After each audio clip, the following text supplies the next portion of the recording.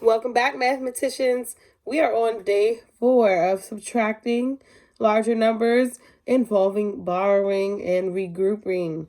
So today is going to be no different. We're going to continue what we've been working on this week.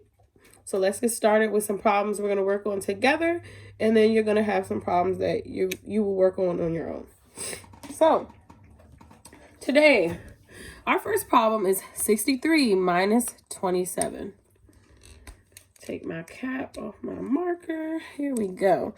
All right, so I'm going to let you guys tell me which side we start on. Since I've kind of been leading the lessons this week, I want you guys to walk me through how to solve this problem. Which side should we start on, in the tens place or the ones place? The ones place. Great job.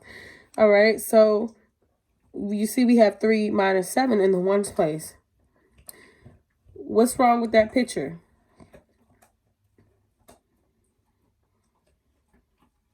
That's right. We can't take away 7 from 3. There's not enough for us to be able to take away. So what do we have to do in order to work on this problem?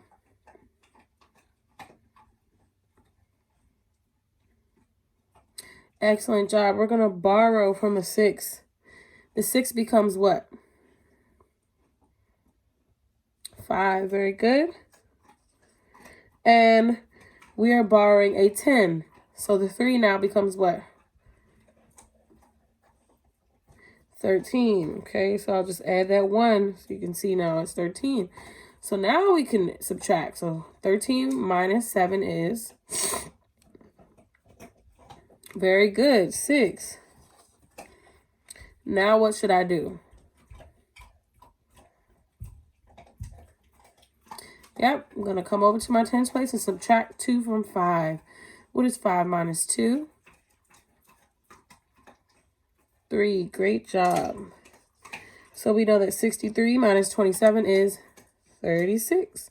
Let's look at this problem right here. We have 71 minus 16. So again, I want you to walk me through this problem. What should I do first? Yep, we're going to start in our ones place. And we have 1 minus 6 in the ones place. Can we take away 6 from 1? No. Very good. So what do you have to do in order to be able to subtract? Yes, I'm going to borrow. So what happens to the 7? The 7 becomes 6. Very good. Let me make my 6 a little better so you can see it. It's a better 6. Okay. Now, since we're borrowing a 10, what happens to this 1 in the ones place?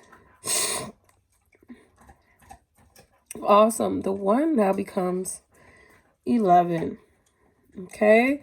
So now we can take away 6 from 11. What's 11 minus 6?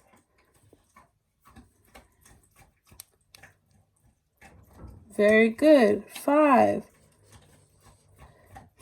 Now what do I need to do? Great job. You're coming back over to the tens place and you're taking 1 away from 6. So what is 6 minus 1? Awesome. 5 again. So 71 minus 16 is 55. Let's work on one more together. We have this problem here, 55 minus 38. Make that a better 3. 38.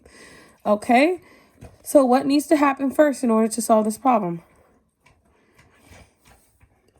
Yep, we're going to look at our ones place. And we know we cannot take 8 away from 5. So what needs to happen here? Great job. You're going to borrow from your neighbor, which is the 5. And what does the 5 now become? The 5 in the tens place. Yep, the 5 becomes 4. Very good. Now, what happens to the 5 in the ones place? What does that become? 15. How do you know? Awesome. Yes, because you borrowed a 10 from your neighbor. You didn't borrow a 1, you borrowed a 10, okay? So now this is 15. What's 15 minus 8?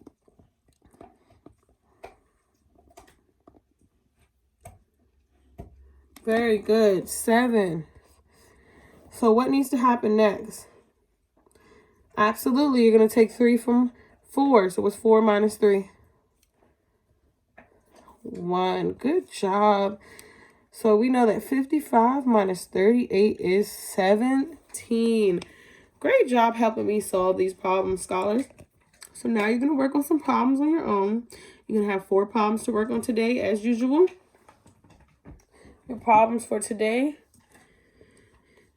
include 32 minus 17, 66 minus 28, 51 minus 46, and 90 minus 73. Okay, good luck with your problem, scholars. Don't forget to borrow and regroup.